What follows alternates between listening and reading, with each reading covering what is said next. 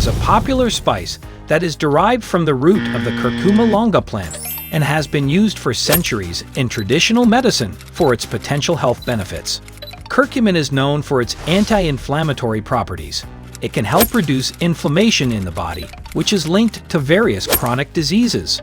Curcumin is also an antioxidant, meaning it can help neutralize harmful free radicals in the body, which are associated with aging and many chronic diseases. Turmeric is believed to stimulate bile production in the liver, which can aid in digestion.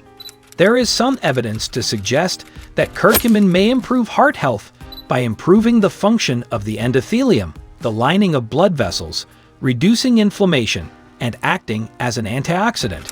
Curcumin may have neuroprotective properties and could potentially help with conditions like Alzheimer's disease. It may also enhance brain function and reduce the risk of age-related cognitive decline. Curcumin might have anti-cancer properties by inhibiting the growth of cancer cells and preventing the spread of tumors.